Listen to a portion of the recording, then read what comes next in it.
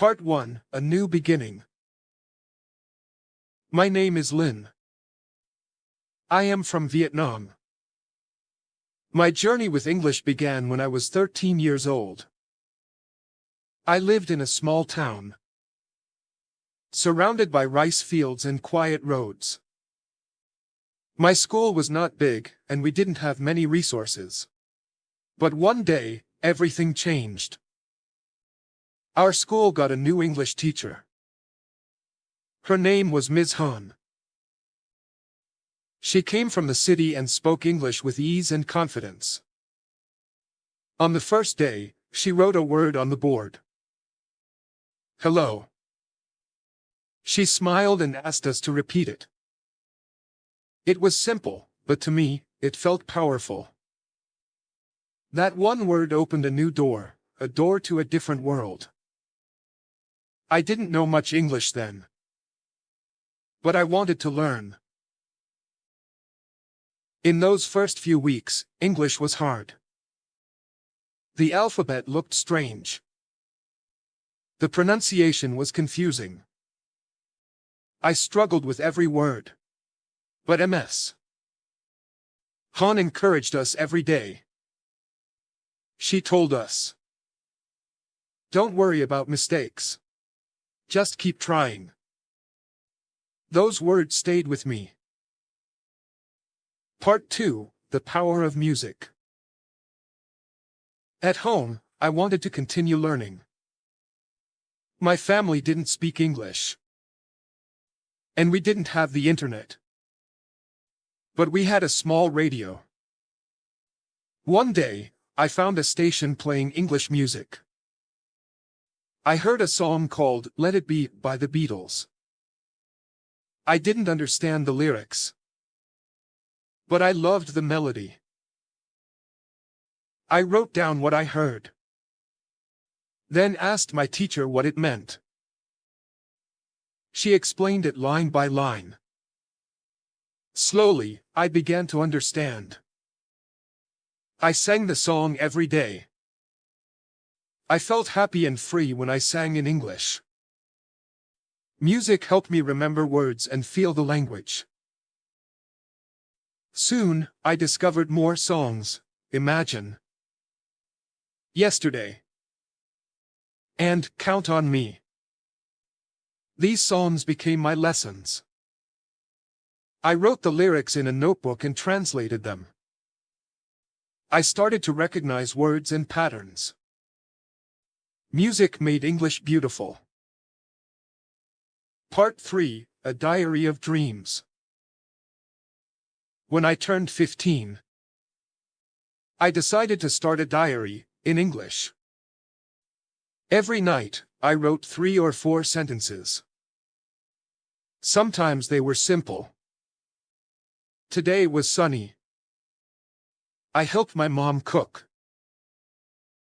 I studied English. At first, it was difficult. I made many mistakes. But I didn't stop. Over time, my sentences grew. I started to write about my dreams. I want to speak English fluently.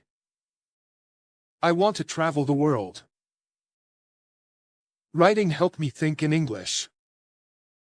I looked up new words and tried to use them. I read my diary aloud to practice pronunciation. Slowly, I gained confidence. Part 4, Finding a Friend. 1 year later, our school got internet. We could go to the computer room once a week. I was so excited. I typed "Learn English" into the search bar. I found websites and videos. I watched simple English lessons. I repeated every word. One day, I joined an online English forum. People from many countries shared their learning stories. I wrote a short post. I'm Linh from Vietnam. I love English. I want to practice. A girl named Anna from Brazil replied. She also wanted to improve her English. We started sending messages. Then we had voice calls. I was nervous at first, but Anna was kind. We helped each other. She corrected my grammar. And I helped her with pronunciation. We became good friends. Part 5, Speaking Out Loud. To improve my speaking, I made a promise. Every day, I would speak English for 10 minutes. I started by talking to myself in the mirror. What did I do today? How do I feel? Then I began recording my voice. I listened to it and found mistakes. I practiced again. It was hard. But I wanted to sound better. I watched English movies without subtitles. I copied the way actors spoke. My favorite was Forrest Gump. I didn't understand everything. But I loved the story. I cried at the end. I was proud that I understood it in English. That night, I wrote in my diary, I watched a movie and understood most of it. I am improving. Part 6, The Challenge of Grammar. Grammar was always difficult for me. Tenses, prepositions, and articles confused me.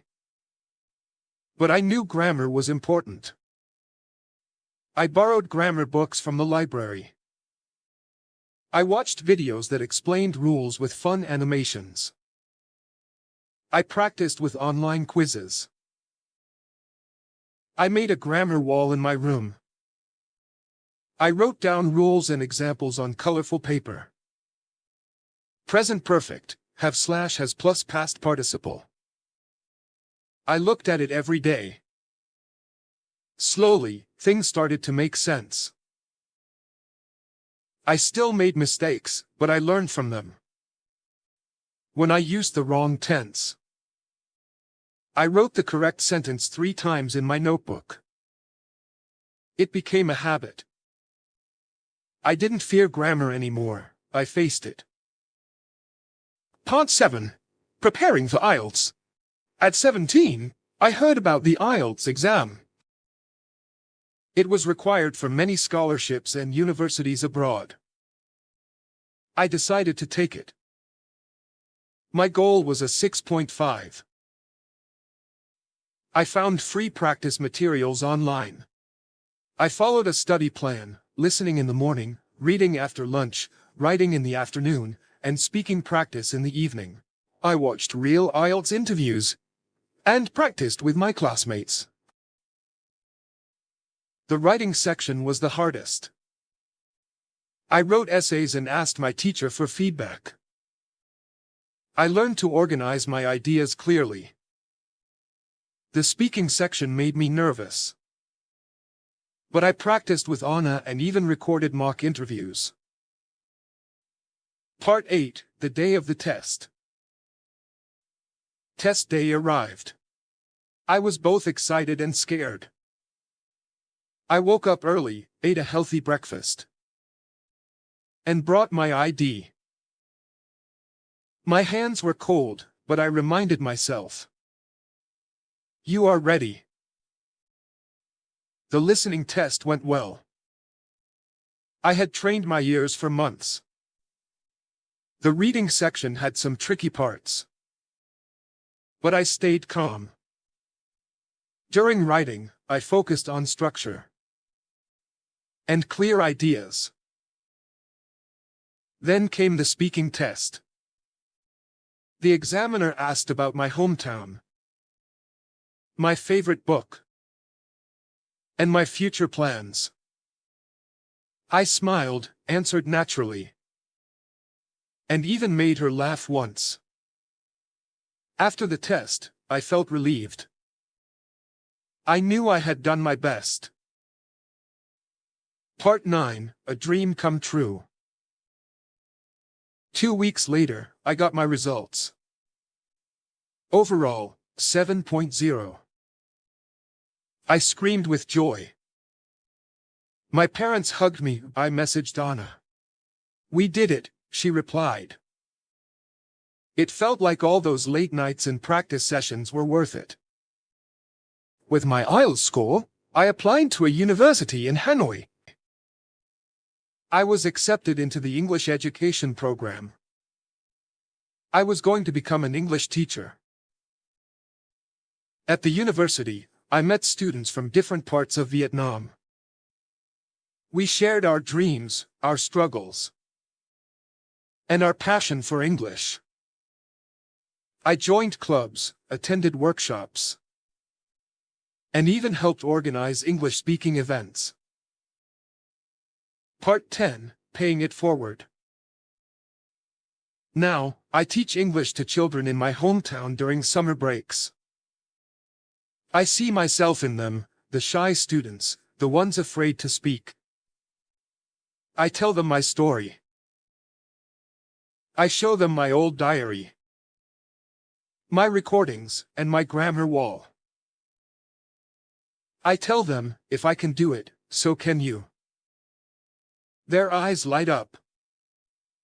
They smile when they understand a new word. I feel proud to help them begin their own English journeys. Learning English changed my life. It gave me confidence, new friends, and a future. My journey isn't over. Every day, I still learn. But now, I also help others. That is the most beautiful part of this journey. Thanks for watching. Take action today, not tomorrow. Press subscribe. And let's keep learning together. You're doing great. See you in the next one. Stay strong.